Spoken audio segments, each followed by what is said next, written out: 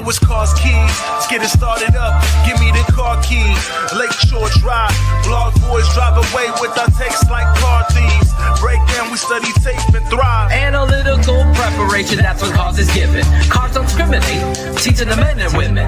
Each and every week, there's nerd to get your focus. Never manipulating stats, lore, cars and hocus pocus. Cars keys, they're never lost. Checking source, never gonna find a better scouting report. Cars going live with the smartest man, my bestie. Deciphering holes on the defense like Getsy. New show, you know.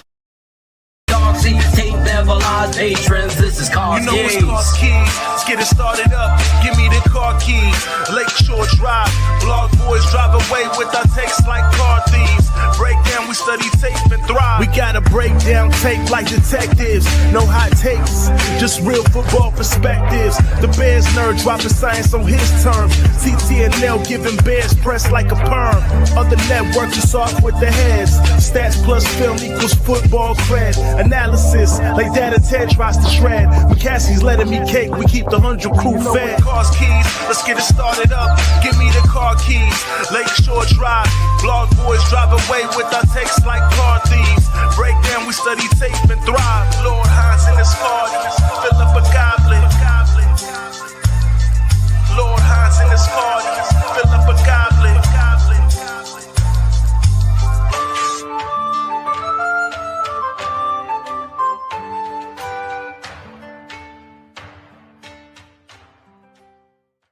Hey, look at us. Who's this? Who? Emmer. Yeah, maybe you can coach, right? Welcome to Cars Keys Season 3, Episode 50, the big 5-0. Is everybody excited? Go Bears. Here we go again. Let's see what happens. Let me go get my guy, see if he's ready.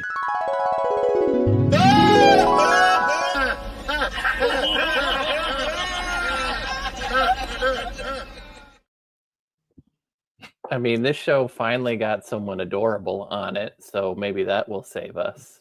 Yeah, it's true. Yeah, I didn't know that the adorableness was going to be present, but sometimes they just have a way of popping up like that. No, not Miss Emerson. Not at all. No, we're not going to press that button. That will eject Cars from the show. So we're going to keep him here. But yeah, nope, sure can't. We're going to press the eject button for you here in about 30 seconds, I think. Yeah, exactly. Oh, it looks like she's had some good candy lately. I guess blue. Yeah, I see that. Stop. Everybody can see you. All right, go see your brother. Say bye, everybody. Say bye. Uh-oh, I'm getting those big brown eyes. Give me the pouty face, but You can get her for a second. Yeah. Aubrey wanted me to pass along, since we will be gone. She wants me to pass along her words exactly. Merry Christmas, you filthy animals, and Happy New Year. So and Maisie changed it to Merry Christmas, you filthy fucks. Is that what it was? Maisie said basically the way that Samuel L. Jackson would say it. So I think we can fill in those blanks. Absolutely. All right. Well, you talk. I'm going to go remove the party animal from the studio, and I will be right Finally, back. my moment to shine. There you go. Finally. Take it away.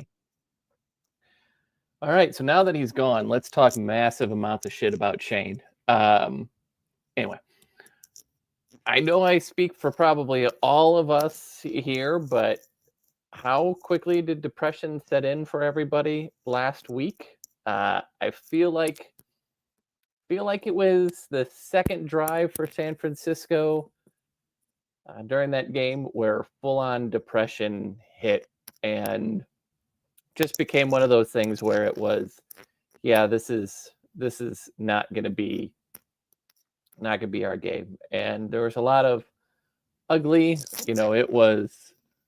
it was quite a issue, and I think I learned my lesson. I will never ever predict the Bears to win again this season. I will, of course, like all of us, convince myself in the off season that everything is better. and I will start doing that again until they break my heart once more. But it was, I'm sure I speak for Shane as well. It was just an awful experience, and it's one of those again where kind of get your hopes up too high. I feel like as the game got on, they did get a little better and looked a little better coached, but good Lord, it was depression really is not a strong enough word. I don't know what comes more than depression, but whatever it is, that's what that game was. So I think the word you're welcome looking for is back. constipation, right? Isn't that? I mean, Isn't that what it is? It definitely felt something, right? Like it was freight trains running over innocent people look better than we did that game. 100%, man. And that's what I said. You know, I tweeted it out during the game. I don't want to hear any excuses from any of the players. You got what you wanted. Yep. You came out and looked like that. That's on you. That's on you. Jalen, everybody, the whole crew, all of them. Tremaine Edmonds, 4th game in a row, he's played bad. Tyreek Stevenson has no business being on the field, but he loves to chirp all the time. And I think they got a lot of guys on the team that are built that way, Cars. I mean, I'm going to give him a pass. He's a rookie, but it's dumb. Rome pissed me off with scoring the touchdown. And then you're immediately worried about dancing. Jonathan Owens, who I thought, you know, for his role, has actually shown me something. Then you get the pick, and you're trying to get everybody to run down to the end zone to you know, dance and do your thing when you're getting boat raced on the field. It's just when you hear these organizations talk about culture, that is what you've built, Ryan Poles. That's what you built, Matt Eberflus. That is your culture right there. Club dub, that shit's still going on. We haven't seen it in a long time because we haven't won. That's still alive. That's your culture. Is what it is. And you know, I think I want to talk a little bit today about Sylvie making the statement today about, you know, Ryan Poles is not a fan of this new situation and he liked the way that it was. But one, that's stupid of him if he ever thought that, because the only reason he was pushed to George that first year was simply because Ted was on his way out and he was getting, you know, he wasn't going to be there. So that's why they did that.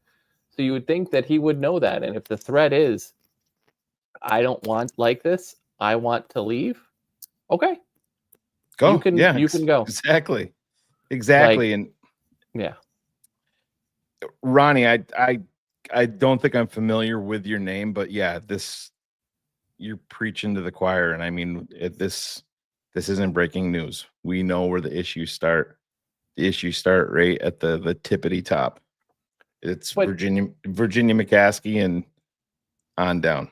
It's truly George at this point. Oh, no. I get no, it. Like it's not even Virginia anymore because she's so old. She's not aware. But this is a guy, you know, who makes such a big deal about foul language. I wish he made such a big deal about winning and losing. You know, this is exactly. You and I say this a lot, and it's hard to say, right? But as a franchise, we've lost the ability to cheer that Green Bay sucks. Yeah. You know, and it's because of George.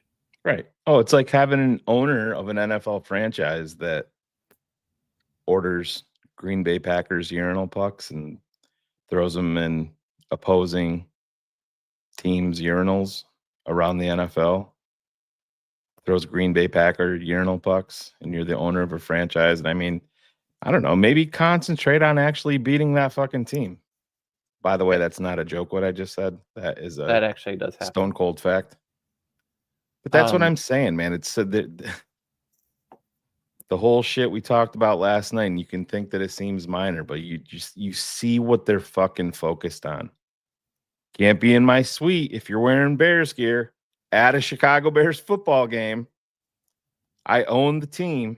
Can't wear Bears gear. You have to dress up and be respectable. It just fucking shows you what they're concerned with, and none of it is winning. And it just goes back to why are we focusing on trying to build a stadium in the city still? Why is, all of these things and all of this energy that we're wasting on things that just don't matter? And right. I want to highlight this because I'm with Steve right now. Yeah. You have lost the ability to sit down and say, when we win this, sorry, my kid is now interrupting me to ask for an ice cream sandwich. So give me 1 second. They've lost that ability to sit down and talk about when we win a championship, when we win the North and we never get it back. No, because you can't win 4 games in a row. Exactly. You can't put up back-to-back 10-win seasons, which our Detroit Lions friends can. You can't consistently win. You can't win a playoff game. You can't do any of this. And it's ridiculous. And Creighton, yeah, they agreed to it, but Chicago, the Bears have said, we're still trying to focus on somewhere in the city. Right. And right now, the only site that they have in the city is one that they've deemed too narrow. But this is where we're wasting time. This is where we're wasting resources. From everything you hear, the internal politics and issue for a guy who claims to be a hands-off owner is way more hands-on than any of us will truly realize, but take zero accountability for what has gone on. Breaking news. The tape never lies. Network breaking news.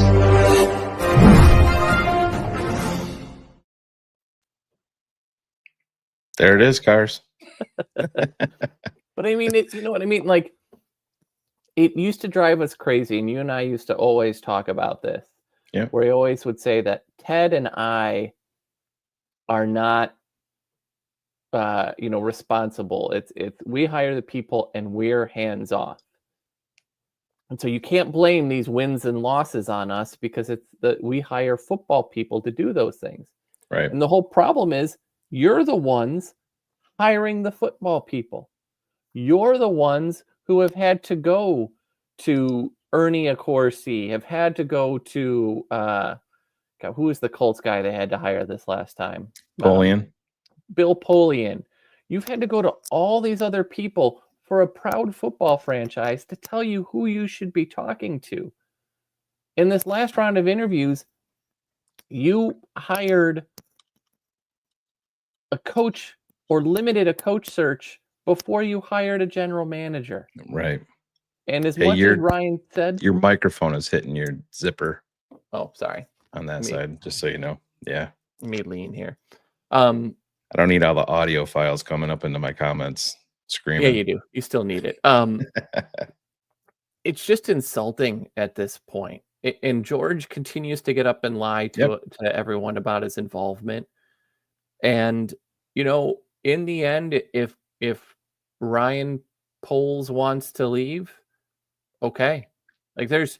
Oh, yeah. I'm not again. Like I said, I do believe that Ryan Poles has done a lot of good here. I know it's hard to figure out what that is right now. I mean, I can list some of it off, but if you had the proper head coach, like everybody knows when I was talking about Bill Belichick, and I know that's obviously not happening, but just as a for instance, if Bill Belichick said, I want to come to Chicago, but I don't want to work with Poles as my GM, to me, it's simple. See you, Ryan. Any of them at this point. If Ben Johnson says it, if Mike Vrabel, and, look, there are enough concerns about Mike Vrabel and how difficult inside of a locker room that he is. And how he relates to players and how difficult that is. But at this point, like, Shane, I keep going to my dream is truly being that Stefanski walks away from Cleveland and that's the guy. That's my dream at this point. Yep. I mean, if I'll just put it out there, and everybody's, this isn't, huge breaking news or anything like that either. Whatever they do, Kevin Warren it's not going to be boy, we didn't see that one coming. It's going to be, there's going to be neon lights on it. It's going to be a big splashy thing. That's what I think with Kevin Warren being involved, Cars. And I texted you and Ryan Cox pre-show. Right now, if I was to be putting down money, I think they open up the coffers. I think they go after Ben Johnson to be the head coach. And I think they open up the coffers again. And I think they go after a guy like Robert Saleh at defensive coordinator, because that is the splash that Kevin Warren covets. That's what Kevin Warren is. I think that's what I think that's what they'll end up doing. That is my gut feel. If I'm wrong, I'm wrong, but I'm telling you what I feel like I think that they'll do. And listen, there's stuff to like about Mike Vrabel, but he forced himself out of Tennessee last year because he was so certain that he was going to get a head coaching gig, and he didn't make a final spot for anywhere that was at an opening. So, my thing with Vrabel, I don't even care about him being salty and having issues. I think that there was, some shit with ownership, and I think that there was some, with the new GM, but I do like the attitude part of it with him coming in here. But my biggest issue, and this goes for Brian Flores, this goes for any of these guys, I want to know what the plan is on offense. Who's going to be your OC? Who's going to be your offensive line coach? And you're going to have that question with any of these guys. But if Ben Johnson comes in, Ben Johnson is the leader, coach-wise, of your entire offense that the Bears have lacked forever. That's what I don't think that there's a chance. I think they'll interview Flores. I don't think there's a chance in hell that the Bears will hire Flores with his litigation with the NFL. And Phil didn't agree with me on this, the situation with him and Tua in Miami. And I understand people can change, but I'm not rolling the dice to bet that he's going to change with Caleb Williams. Yeah, to be fair, you're opening up Pandora's box. Because we've seen it happen, right? Josh McDaniels has changed. He didn't change.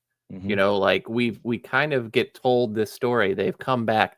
Mike McCarthy, he spent this whole time, the year he was fired, bringing in other defensive coaches and re-scouting the league and figuring out play calls and things like that.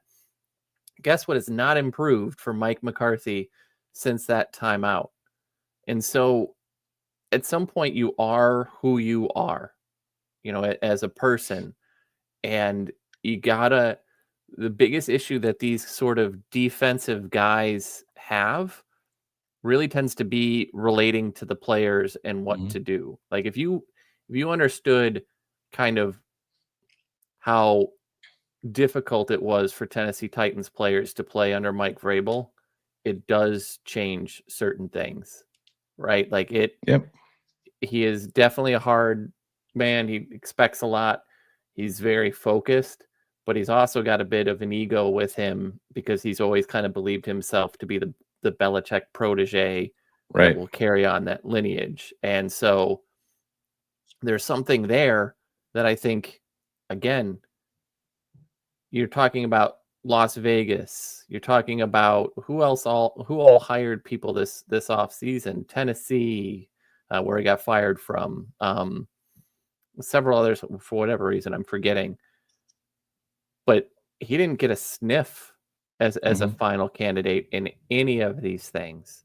And so you do have to start to wonder what that means. It's not quite like Bieniemy, right? Because he doesn't have the off the field stuff that Bieniemy had, but there starts to come a reason why these guys who look great on paper and all of those things, and it's just right. never comes to fruition. Bullets has a question for you, Cars. So you got to remember, when it comes to Stefanski, he has been a play caller in the division for the Minnesota Vikings. He's been an extremely good head coach, winning Coach of the Year twice inside Cleveland. Actually was the coach that led them to a playoff game, which was the first time in forever. He has one of the worst ownership situations that you can think of. So you kind of gotta look at what that means. But this is just a guy who has been kind of his first year as an OC in Minnesota. They were a top 10 in scoring team. They've been top 15 twice in Cleveland with subpar rosters, subpar wide receivers, the corpse of Deshaun Watson at quarterback. But he's also been someone who's been able to hand off the defensive play calling to the defensive coordinator. He's able to hire the right people. You know, their offensive line has been, until this year, had been really solid with some of the draft picks and some of the free agent signings. He's just a guy that has sort of found this way to win. I think any guy that has 2 11-win seasons for Cleveland, that's a kind of a minor miracle. And he's 42 years old. I just feel like his play style, right, his coaching style, is very similar to what we've seen in the division out of Minnesota, right? This is very similar to the Kubiak type of system, where you're talking play action. And Swanky, he was not the general manager. No. So Andrew Barry is the general manager that made the trade. So that's not the coach. That's the general manager. Right. And actually, that move was the owner saying, "Fuck you, we're going to do this." To everybody, yeah. To everybody. Because there's a lot of talk out there that Stefanski wasn't even No, he didn't want him. Yeah. He wanted Mayfield. He wanted to keep Baker.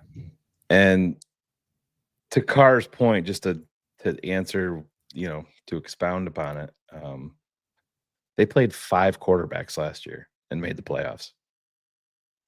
Cleveland and did. We're number 9th in scoring. Yeah. No, Swanky, that's what he's telling you, that the owner essentially went rogue and said, "We're going to get the quarterback." The owner had to guarantee the contract and make it fully guaranteed. First contract in the NFL history of that size like that. Yeah. It had nothing to do with Stefanski.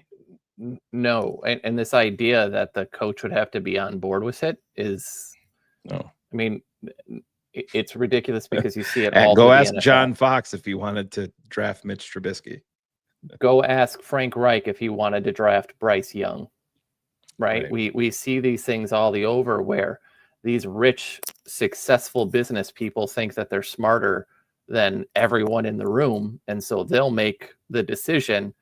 And who knew that running a gasoline empire is not as difficult as building a roster in Cleveland. Yeah, exactly. And I can't escape. It can't be the be all end all, but I can't escape Ryan Poles and Kevin Warren knowing who the center of this franchise is, and Caleb Williams. And right, wrong, or indifferent, I just myself cannot see them saying, "You know what? We're going to give you another head coach that's going to make you the player that you believe you can be. And he's going to be a defensive oriented person." In Cars, listen, I have I'm indifferent to that because I think that I was the guy talking Belichick because I think that the Bears have a bigger problem here with culture within the organization because it's so toxic. But I look at Ryan Poles and I know everybody, I made the comment that he looked like he was neutered and everything like that. Cars, going back and watching it, talked about this last night. I think he was embarrassed. I think he knew that he pounded the table for Flus to come back, and he knew that he was wrong. And then his next move after that was to fire the entire offensive staff and replace it. And your move there, when you knew you were getting Caleb Williams, let's be honest, they knew they were getting Caleb for a very long time. And your move was Shane Waldron. I think he was embarrassed. And he should be. And he should be, right. And to be honest, most of these people, you screw up one of those moves, you have a good chance of losing your job. You screw up both, and you will absolutely lose both of your jobs, except if you're for the Chicago Bears and you're a nice person, and then we keep you on and do that. And I think, again, when did he recognize that he had made a mistake? It wasn't like it was just after New England. It was before week 1, and then week 1 cemented that he knew they had made the mistake. So you had spent this whole offseason, this whole plan. You had this early advantage to give a playbook and build a scheme around this quarterback. And the guy you handpicked and were part of fucked it all up. Yeah, immediately. Putting in a pure progression, full field reads, putting everything on the quarterback in his first year. We're talking about why does he look hesitant? And, up until last game, he had looked more decisive because it was just ugly. And I think, Bob, to answer this, they get none because the corpse was there last year. You already knew who he was. And so just because you finally do the right thing after doing 2 wrong things, I mean, I kind of, this is the dick I am as a parent. You fucked up twice before you did well. I'm glad that you did, but we still have to focus on the fact that you fucked up twice. Right. That's how this works. And so you have to talk through, how are you going to make sure this doesn't happen again? How did you come to this conclusion? I mean, widely around the league, this was considered the best OC gig because of the talent. And you sort of settled for a guy because Clint Kubiak has looked better with less talent. Kingsbury has looked better with less talent. All these other people have looked good. And you hired the worst head coach, in my opinion, of the cycle. And you've waited and you've hired the worst offensive coordinator of this cycle. I don't know what that means. Lucas, pure progression just means that when you look at what Washington is doing with Jaden Daniels, where they are going through and they're kind of moving him outside the pocket and he's got 2 reads. What a pure progression read means is that Caleb has to sit in the pocket. He's got to look at hot route or route 1, 2, 3, and 4, and he has to go through. And if he gets to 4 and nobody is open, he's got to go back to 1 and start those reads all over again. So normally, and what Thomas Brown has done is he said it's pure progression from the stance of I want you to look at the first and then the second and make something happen. Waldron was trying to force him to stay in that pocket, continuing to make reads.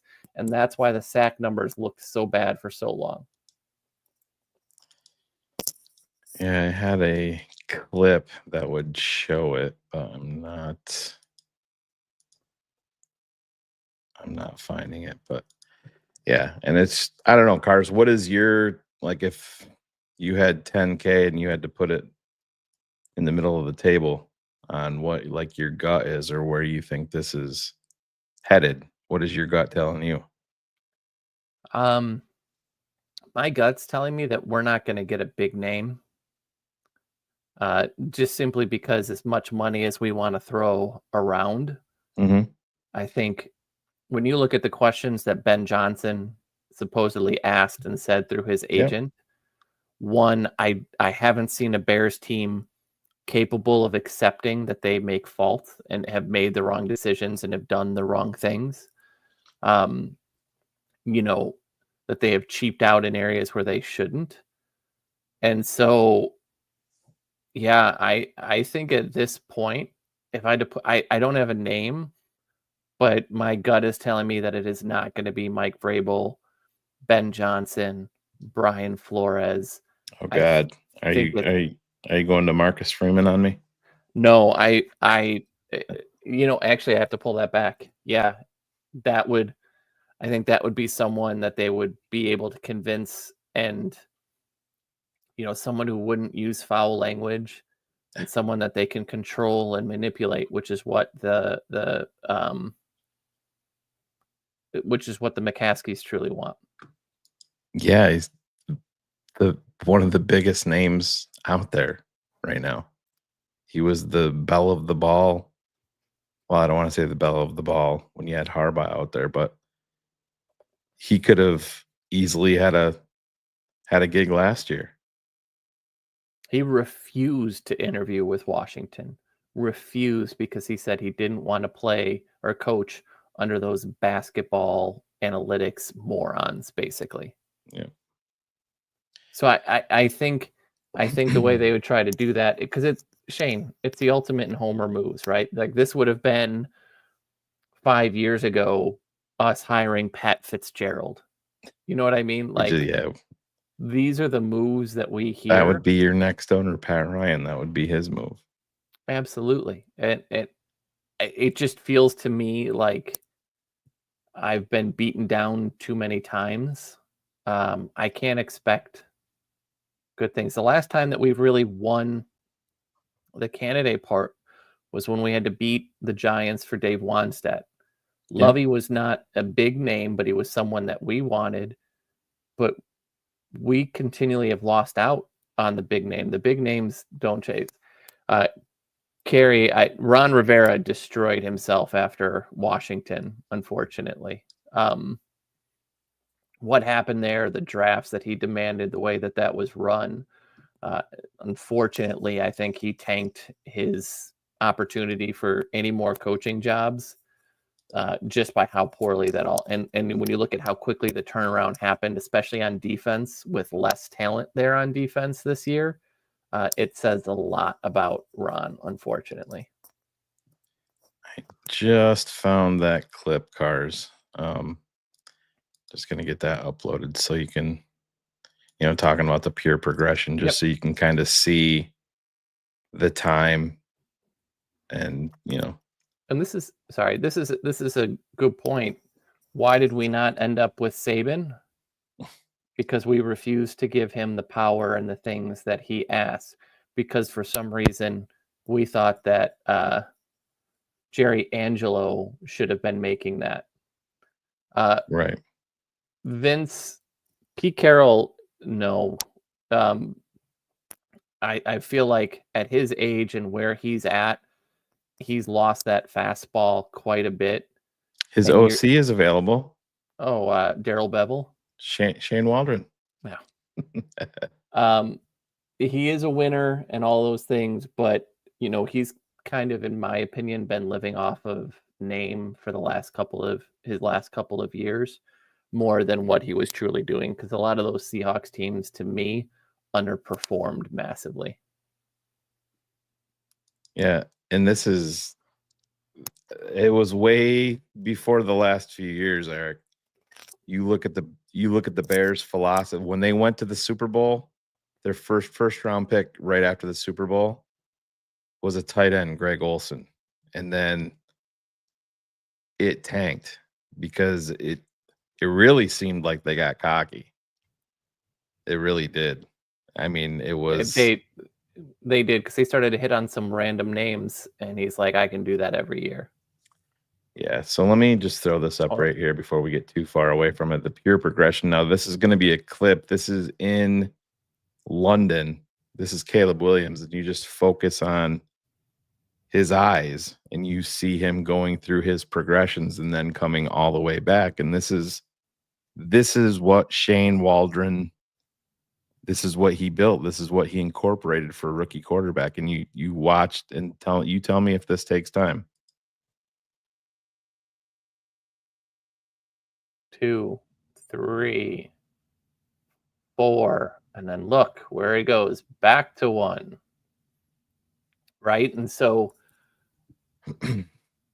those are things that you kind of Cars, there's 7, 8, 9, 10-year veterans that struggle with that in the NFL. I don't know how many of you ever watch, but golf with Bryson DeChambeau, but he does a series called Breaking 50, which is he and another person try to break 50, and he did one with Tom Brady. And Brady was saying something that I thought was really incredible. He said, it got to me that when I got to the line, I had to diagnose the coverage so that I knew before the snap where I was going to go with the ball. And he says, you look at these quarterbacks today and they get up and they may see something that they don't like, but they snap the ball anyway to sit down and say, I can make something happen. I can make something happen. And he's like, you have to learn that it just doesn't work that way in the pros. You kind of have to have an idea. That's why there's all this pre-snap motion. The whole reason that pre-snap motion is happening is because you want a quarterback to know before this ball is snapped which side is zone, which side is man, and have a good idea of which two places, if there's 2 on each side, which side are going to be route 1 and 2, and where does he think that ball is going to go.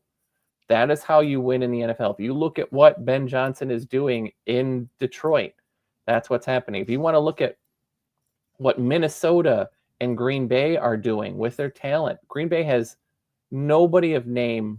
I like Jaden Reed, but he's nobody of significant name at that position. But why are they scoring points at such a rate? Because of pre-snap motion is setting this up for Jordan Love to make easy pre-snap reads. This system with Shane Waldron, everything is post-snap. Everything is predetermined. What is route 1, 2, 3, and 4? There are no adjustments beforehand. So maybe it's a protection slide. Maybe it is moving a running back to him, but everything still required him to make those reads afterwards. So I think you've got to really look at this and find somebody like this. How did McDaniel unlock Tua to the degree that he did last year? By using motion and setting up great reads for him to make before the ball was snapped. It's just the way this league works now, and what we did was so 2005. I hear you, man. And like I said, I'll put it up there one more time. And obviously this is slowed down just so you can see. But 2, 3, 4.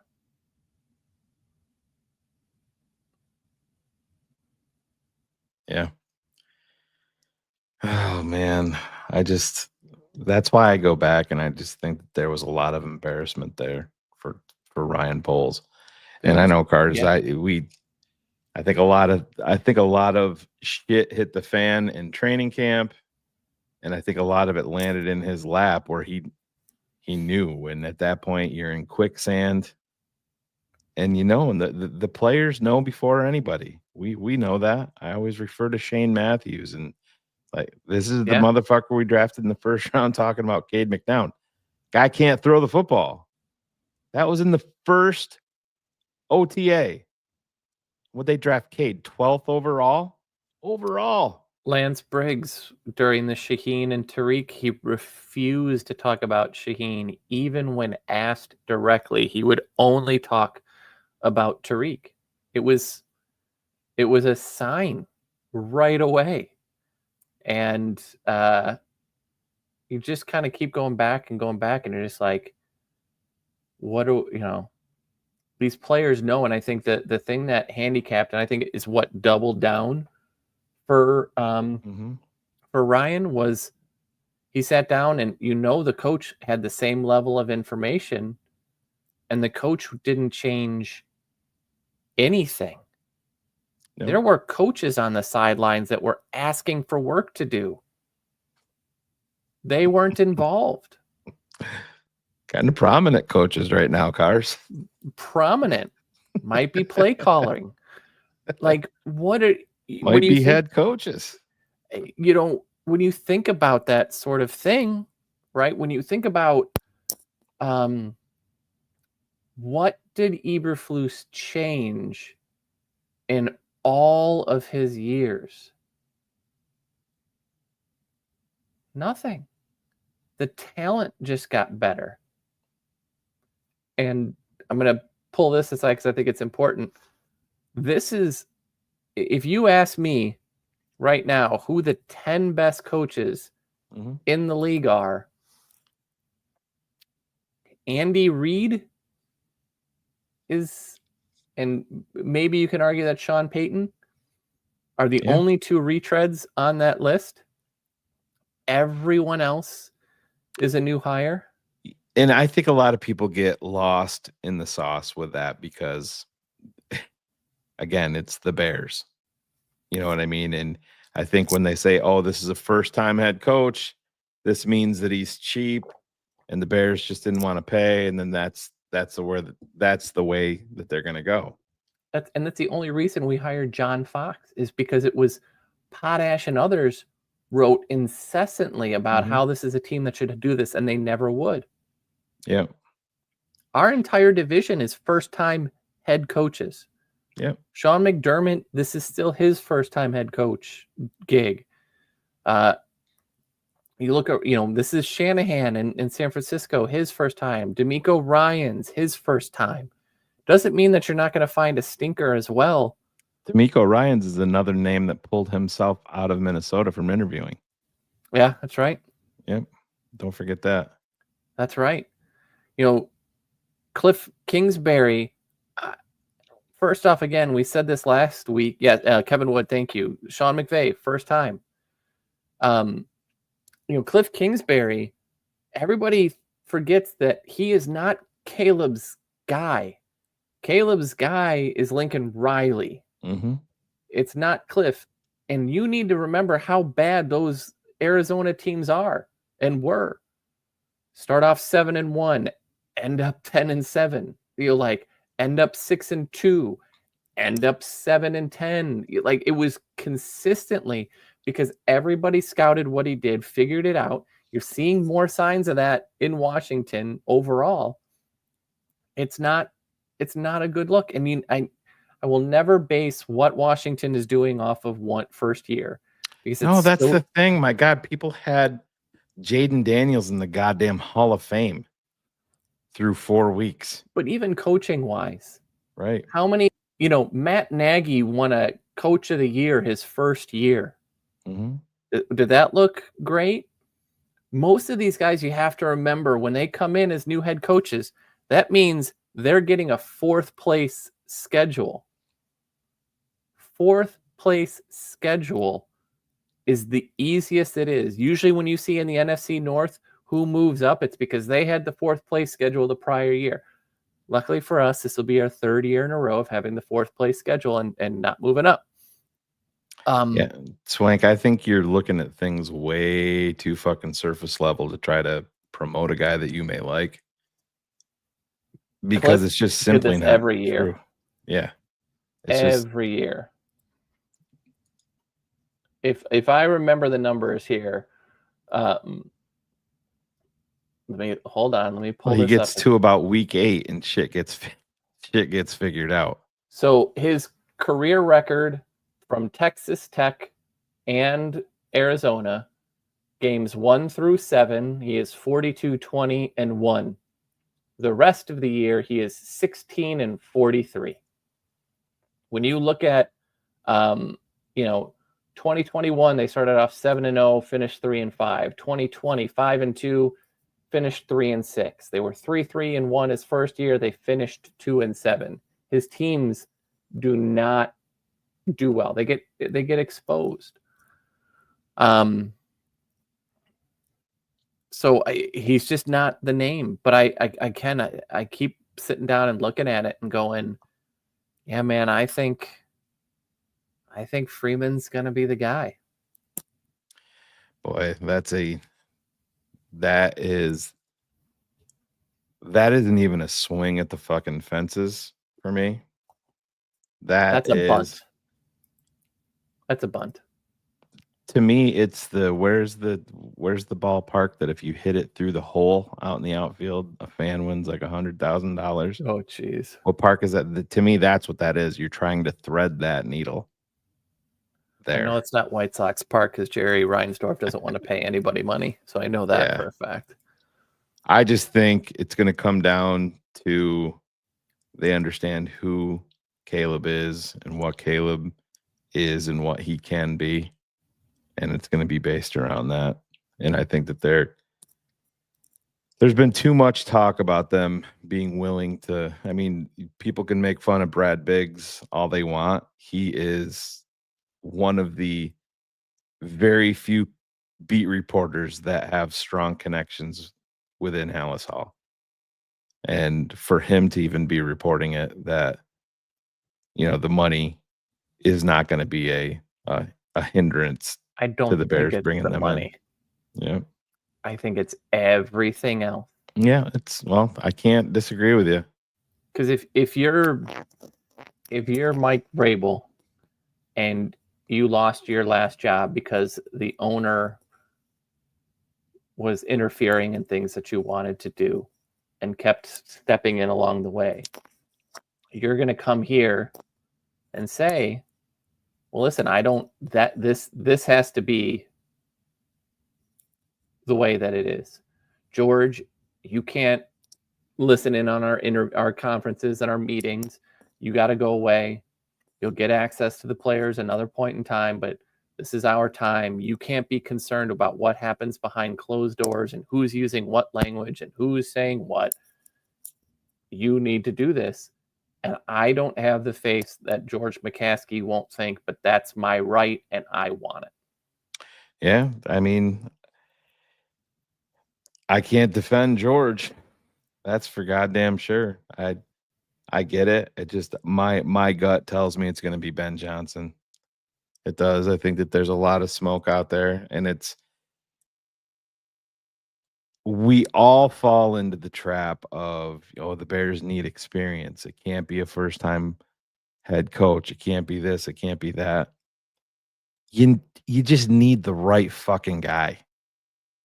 It needs to be the right guy. And this more leader so of than men anything thing is like a cute phrase, and I get it. But Booger McFarland had tweets talking about what a leader Matt Eberflus was, and so did others.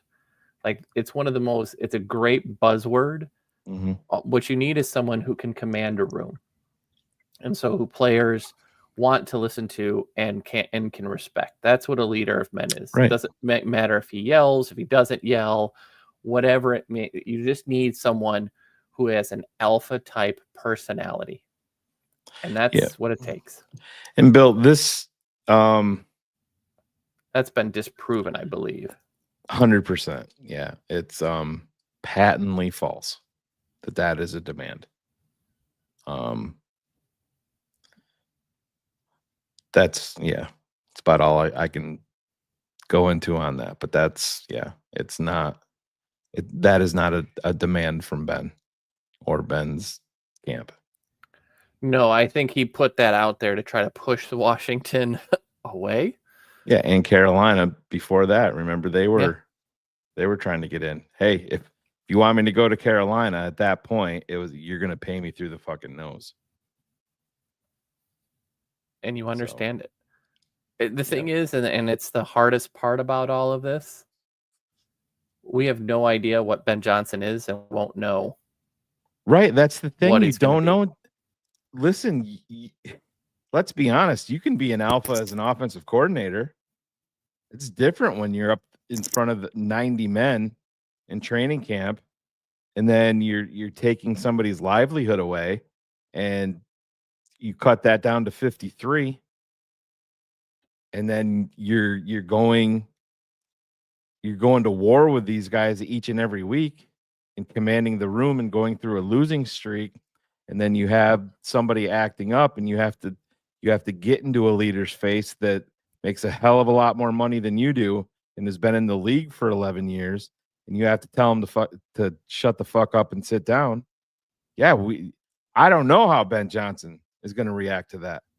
That's the $1 million question. And in part, it's because he doesn't have to right now, because Dan Campbell will do it, right? Like, you don't hear the same thing about Aaron Glenn either, because the head coach, that is his personality. You can get away with that with different coordinators. The unfortunate thing is you have no idea who the person is until they're here. You just don't. And there are some things that you know about a person. You know, I'll go back to when we hired Dick Duran, who had never coached really what I would call a successful defense. And so we can't even base it on that. This is going to have to be someone that has had success to some degree. And I think any adult right now is going to ask for things, and George will not sign off on them, because despite what he says, I think he truly loves the control that he has. Yeah, and this is the thing too, and I think Scottish Bear brings up I don't think there's a chance in hell that the DC is going to be Ron Rivera. And obviously Vic is from Philly and going to stay in Philly, but that's why I brought up the name Saleh. But it's going to be you'd want an experienced guy in there with him. I do agree with that. And so if you want to like use names, it could be, because I expect Zach Taylor to get fired, right? It could be Lou Anarumo. If Stefanski leaves, it could be Jim Schwartz. If you look kind of around the league and where guys might get hired, there, Ryan Nielsen had been a guy who looked great in Atlanta, doesn't look as great in Jacksonville. What's happened there? Maybe he's the guy. There's a lot of different people out there that I think would be in play. You also have to look at like who Ben Johnson has worked with and who have been the players. So you've really got to look at 2012 to 2018. Right. Hendricks, this is like the most overrated thing that people think is a thing. And it's not, because you're in nickel. What is it, Cars? 72% of the time right now, or 73%? Yep. It's just, it doesn't matter. And to be honest, you do that. Trevon Dexter is one of those players that fits in in an edge role. So you've got some of that. But yeah, so many people are just like, oh, you can't do that because this is what they run. And I mean, when Vic came here, the Bears base was a 30 front, and then but you're in nickel so much it's almost a non-factor. But yeah, like you said, with Jervon, I think it's going to be. Where was he on the injury report? I did not see that today. Did you see it? No, I didn't. Somebody in the chat. Yeah, I was late getting back, but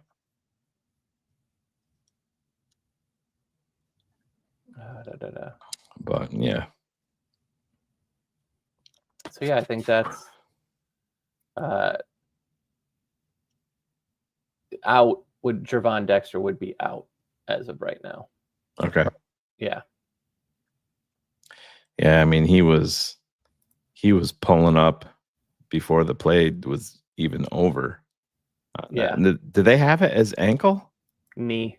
Knee. That's what I thought. Because somebody on the radio said ankle, and I'm like, Jesus, because they put a massive brace on him. Big. Yeah.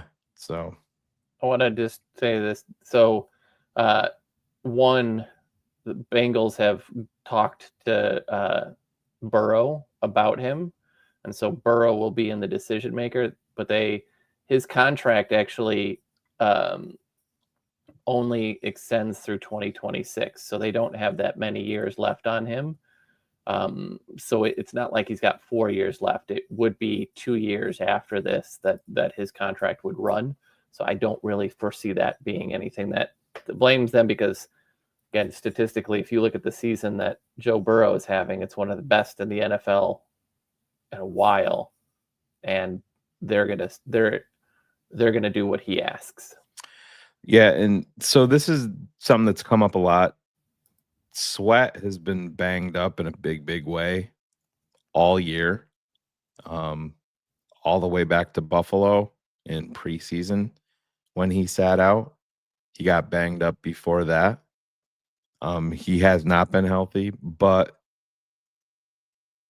the truth on Sweat also is he's not an elite top flight, Correct. upper echelon pass rusher.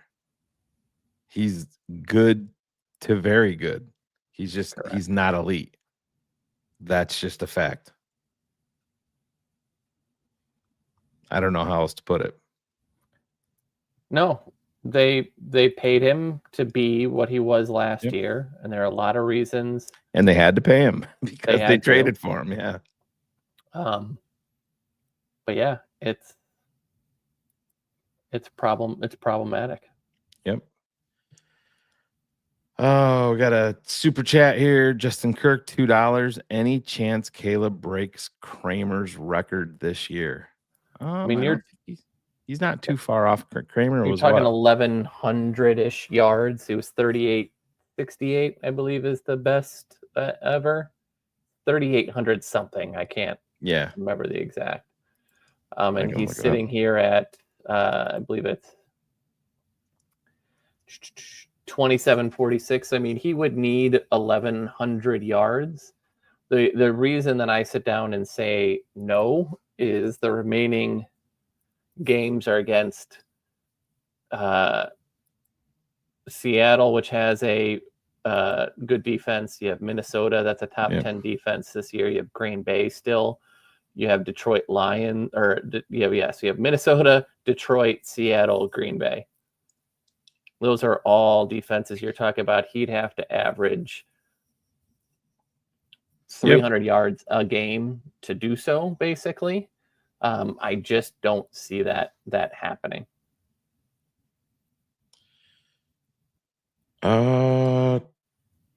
This is something that I've talked about for a long time, and I think that there is egg on Ryan Pohl's face. I never understood. Believe it or not, Lance Briggs brought up the same exact thing that I was talking about, and you just needed a big body in there.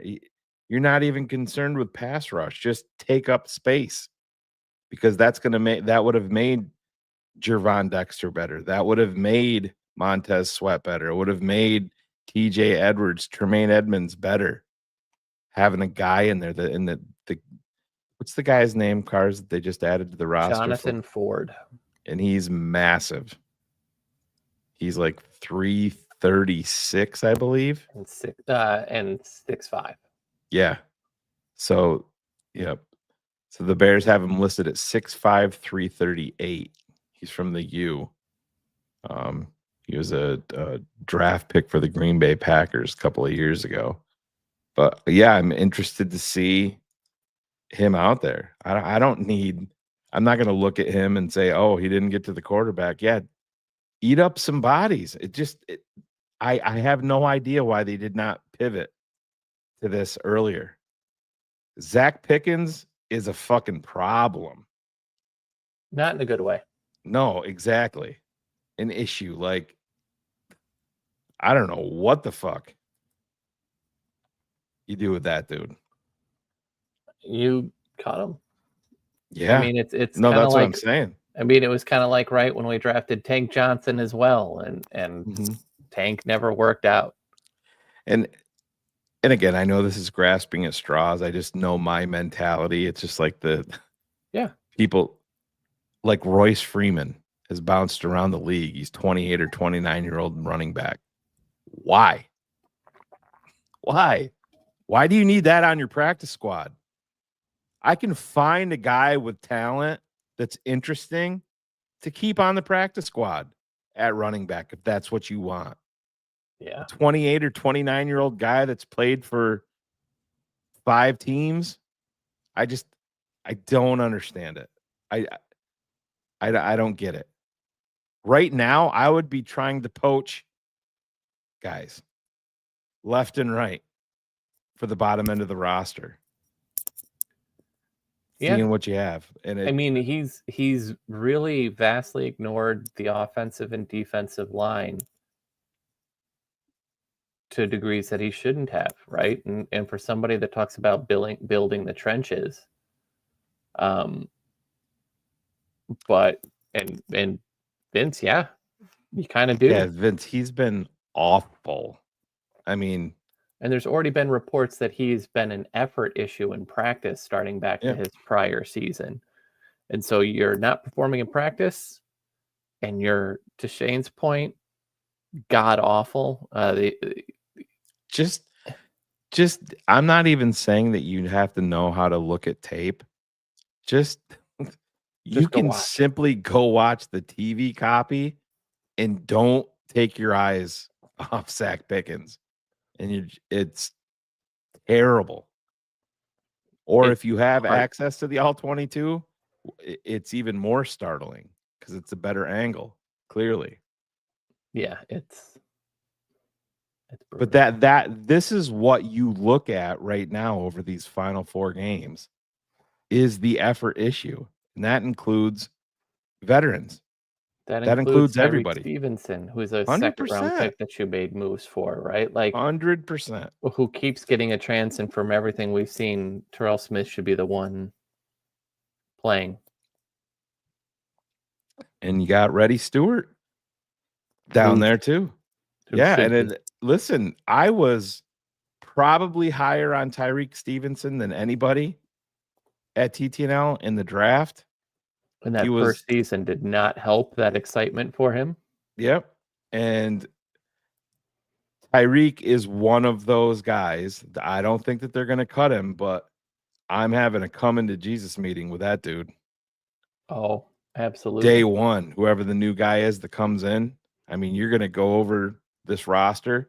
He is extremely talented, but he's every single game, he is more concerned about running his fucking mouth to the opposition all the time. And I praise the NFL for what they did with Jameson Williams. Because we're like, well, you're watching that live. Jameson Williams gets up and throws the ball in Tyreek's face. And like, fuck that. Jameson Williams needs to get fined. No. Tyreek stepped out of his way and tripped him when he was out standing on the sideline. That's why Jameson threw the ball. Which is a bitch move, too. Oh, my, the worst. That's something a child does. Terrible. And after all this shit, that just shows you how lost this kid is.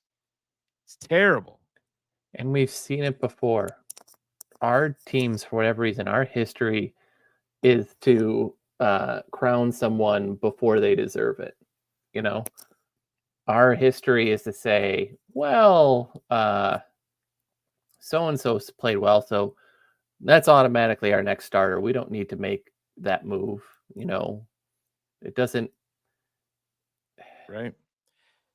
But in terms of, just to get back to the defensive line, one of my targets right now in free agency is Milton Williams, defensive tackle from the Philadelphia Eagles. Going to come in here. He's going to be a perfect complement to what you want, depending on what you do with Jervon Dexter. He's a guy that can get after the quarterback. He can give you some pass rush, and he plays like his hair is on fire all the time. I'm a huge Milton Williams fan. I was hoping that the Bears would get him in the draft the year that he came out, but he's 25 or 26 years old. It's going to be an unrestricted free agent. I don't think Philly can end up bringing him back. So that would be one of my clear targets in free agency, and we're going to get into all of that because Cars, as bad as this sounds, I don't know if I've talked about this with you yet. I think that the way that the Bears are and the amount of holes that they have to fill on the offensive line, I think you have to pay Tevin Jenkins. I don't think you can break the bank. So anyway, we're just gonna not a left tackle, Cars, not a left tackle. But no, I do. I think that they have to try to work something out with him where it works for both sides financially. I don't think it can be any $100 million deal, but I just think they have so much work to do there. I think they got to bite the bullet a little bit and see if they can get by with him. I do. I know your thought, man. It's a risk, but part of this NFL game and being, roster construction is there's risk involved. And you're taking the riskiest player on this roster. I hear you. If he was healthy, consistently, I think you take that flyer. Yeah, but can you imagine? Knowing how weak he is, if Mike Vrabel was the coach, that we would have Nate Davis all over again. Yeah, I guess potentially. I think that with Tevin, I think it's always been, there's nothing been super serious since the back thing. And I'm surprising myself saying this, but Amagaji, you cannot, if I'm building this team, you cannot say he's in this spot no matter what, and we're not going to try to upgrade it. And what did the Bears do? Exactly. That's my point. Yeah. I mean, if the Bears had a fucking brain, Amagaji would be playing these final 4 games somewhere, if not left tackle.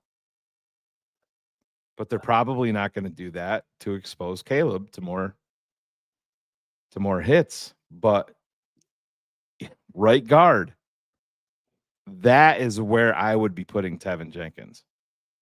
I'd be moving him back to right guard. I think he showed the best there.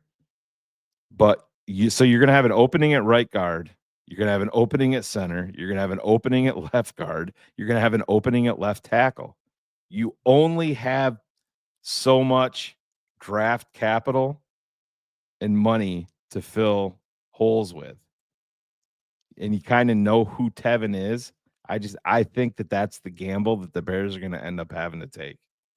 That's how I feel. Every time I think I can't get more depressed. I hear you about this football team, and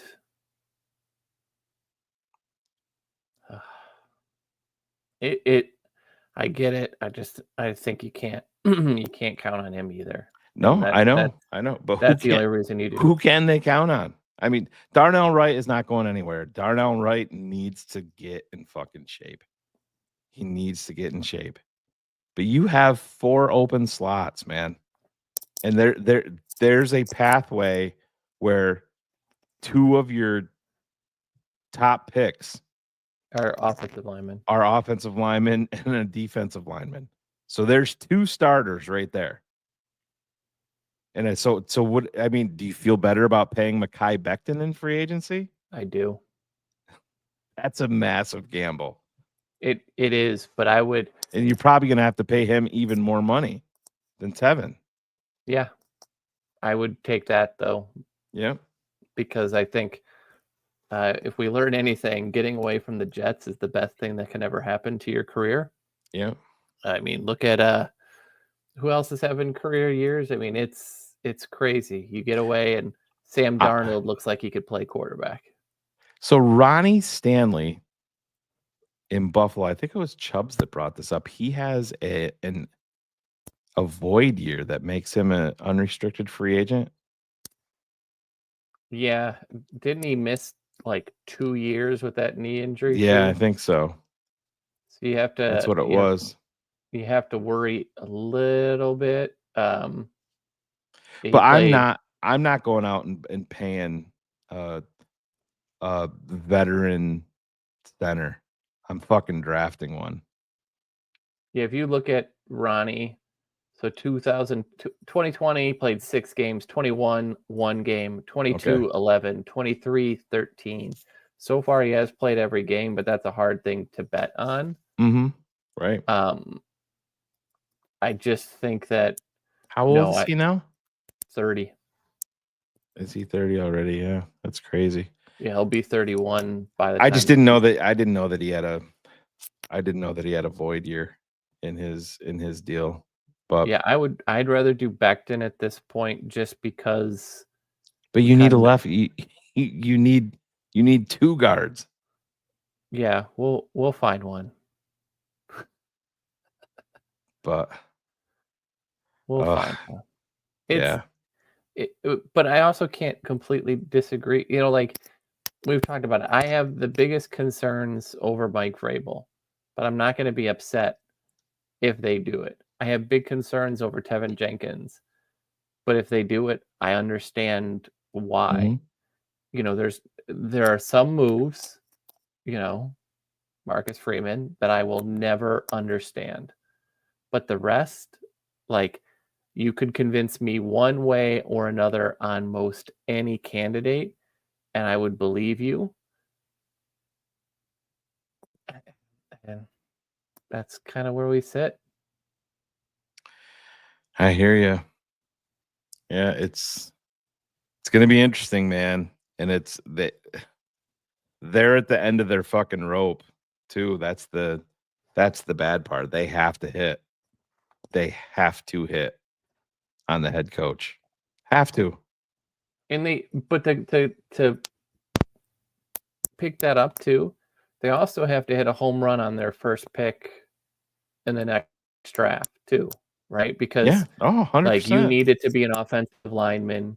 You need it to be your left tackle, who is, by the way, I don't think it's Will Campbell, if I'm being honest. I think it's the what is the kid from Texas? Banks? Yeah, and he's injured. Kelvin Banks. Yeah. Yep. But I think he's more the prototype because he's got the longer arms and things.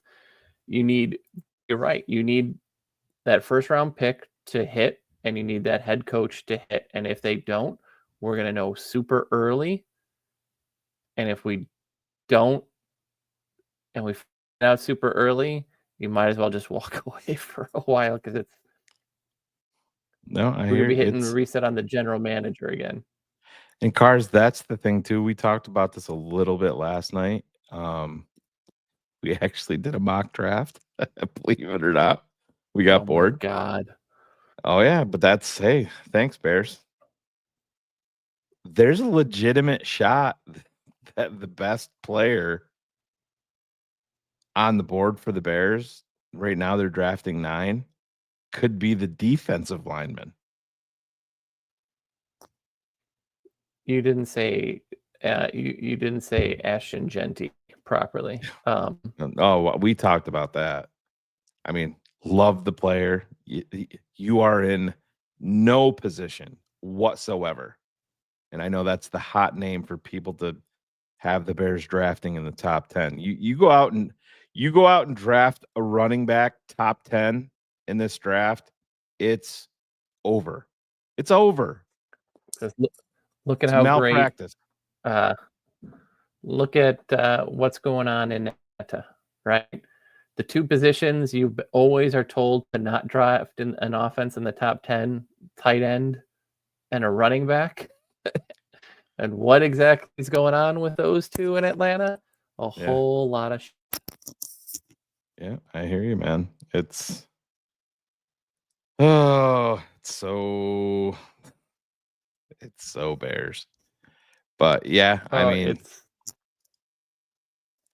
depending on where the Bears end up, I mean, the kid from Michigan, Mason Graham, he's staring you in the face. I don't how the fuck do you not draft him?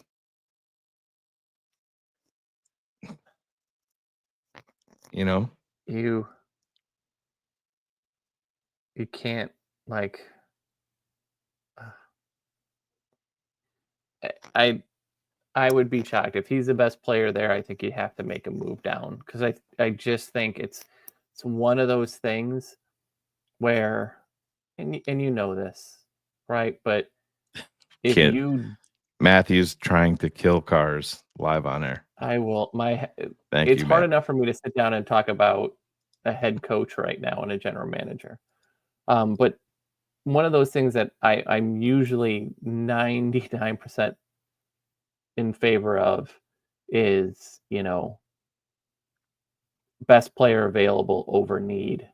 But this one is so stark that if you're going to have a quarterback, which is the one position that you absolutely need to have to win, I just think you can't do this. And I think if you look across, Arizona did no favors to Kyler Murray with that offensive line, and then vice versa. You look at Jared Goff, who was a very solid but usually unspectacular quarterback, but when you give him all the time in the world and the weapons like Detroit has done, it makes you look better. And so the most Chicago thing to me, Shane, would be to draft a defensive player because we're a defensive town and we got to do all this. And it's no shot at any of the players, but this is one of those things. Absolutely has to be an offensive lineman. Oh yeah, I mean, I already have my guy that I'm a fan of. I've been talking about him last couple of shows in terms of the guy. I think somebody had it in the chat earlier talking about my Graham Barton fascination in the draft, and a guy that played offensive tackle, and you knew you push him inside and you'd love to have him on the Bears. But Gray Zabel from North Dakota State, got to check him out. I know Ivan's been watching him already. And just so everybody knows, I know this is probably going to piss cars off, but Draft Mob is the wheels are already churning, ladies and gentlemen. The tape is currently being cut, believe it or not. And we are going to start with offensive linemen. And I have the list right here. 1, 2, 3, 4, 5, 6, 7, 8, 9, 10 players that are currently being cut. That's what the Chicago Bears do to you. That's why you're talking about the draft before 13 days before Christmas. Over. Like, we got That's 4 where we're games at. left, and we can do mock drafts now. Like it's. No, I hear you, man. And where was where did it go? Yeah, right here. Effing this up with Caleb in hand is so embarrassing. Just change your perspective on that just a little bit and realize how special Caleb Williams is in the face of all of this chaos for him to do what he's done. He's got lots to work on. Yeah, TTNL holds him accountable. Haters, we do. We understand. Yeah, there's been bumps in the road. There's been bad passes. There's been bad interceptions. There's been fumbles. We've talked about all of them. And look where he is. Everybody wants to talk about Jaden Daniels. You want to talk about Bo Nix. Cars, do you have their stats real quick? If I don't. you want to be a stat scout, but they're pretty similar, all things considered. With better situations. Yeah, unfortunately, better situations. We didn't think that would be the case, but that's a fact now. Yeah, Bo Nix only has about 80 more passing yards than Caleb. Jaden Daniels is same. Jaden Daniels has one less passing touchdown than Caleb, and Bo Nix has one more passing touchdown than him. Both of them have more interceptions thrown and don't have a 250 plus pass streak without an interception. So they are currently, Bo Nix is 15th, Jane Daniels is 16th, and Caleb Williams is 18th when it comes to passing yards by the rookie class. And one is on their second head coach and third offensive coordinator with 4 weeks left in the season.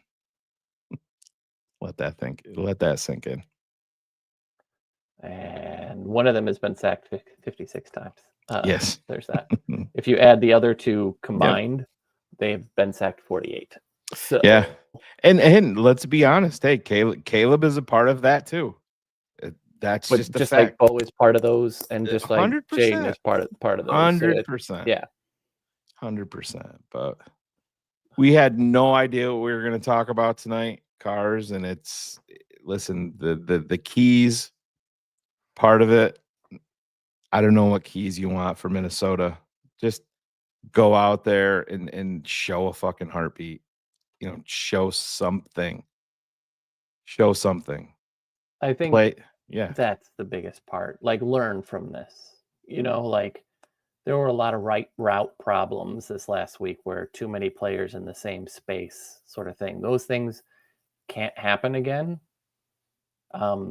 It's a winnable game, but it's going to come up to all of that. Like, Minnesota is a good team. They're not great. The record looks great. They're just a very good team.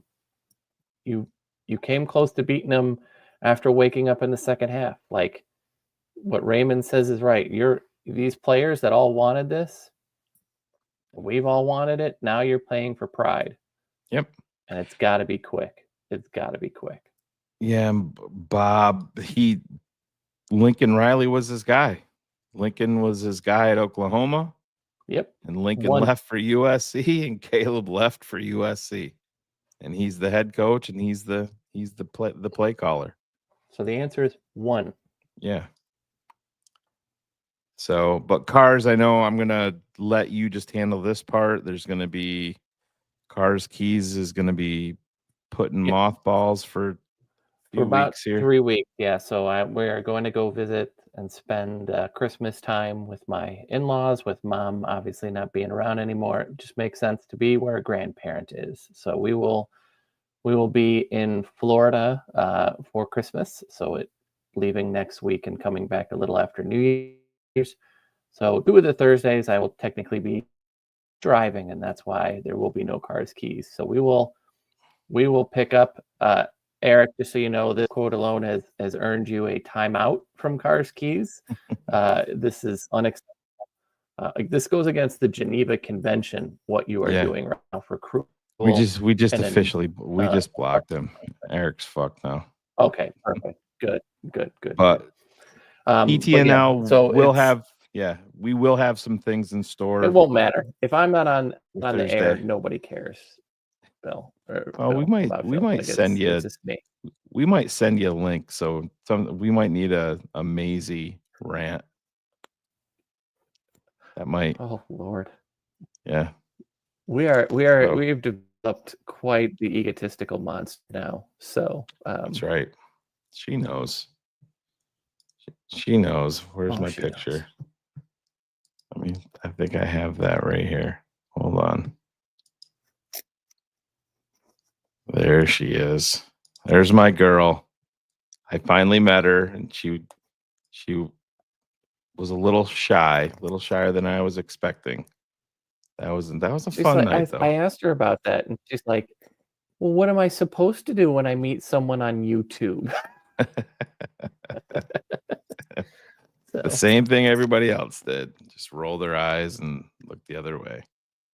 It's all good. But no, exactly. TTNL we're going to switch some things up here while Cars is away and enjoying some family time. I think we're going to move at least one of the Thursdays. We're going to move some of the tape analysis to a Thursday night prime time with DDP and Coach O. And I'll be in there. We'll do that for the patrons. We may unlock one of them. See how that goes, but we have a couple other ideas rolling around out there. So it's that time of year. Unfortunately, that the Bears, begin their hibernation and family time becomes a little bit more prevalent for everybody, but as it should. But Depressingly so. Cars, you want to give me a score for Monday Night Football? I'm gonna go 23-16 Minnesota. Wow, it's kind of close. Yeah. I don't expect it to be the blowout, but I'm also told you I'm never predicting us to win again. So yeah, no, I hear you. I will say 31-17 Minnesota. That's kind of where I'm at. Wouldn't. I mean, that's one more touchdown than I'm looking at. So yeah, I'm into that. All right. Well, I think we will wrap it up there. We're coming in under the 90-minute mark, which is always nice. You guys probably don't like it as much as we do, but I absolutely love it. Look around one more time. There it is. I want you, when you see this, to play that clip of turn around, turn that ass back around. Like, just that's what it's. I hear you. Let's get out of here, Cars. Merry Christmas. I know I'll be talking to you. I'm going to provide all of the listeners with your cell phone number so they can all reach out to you. And there'll be an open house in Naperville. So while he's gone, that'll also be nice. But all right, we're going to get out of here. Love you guys. We're out of here. Cars, keys. We'll see you in a few weeks. Love you guys. We're out of here. See you later.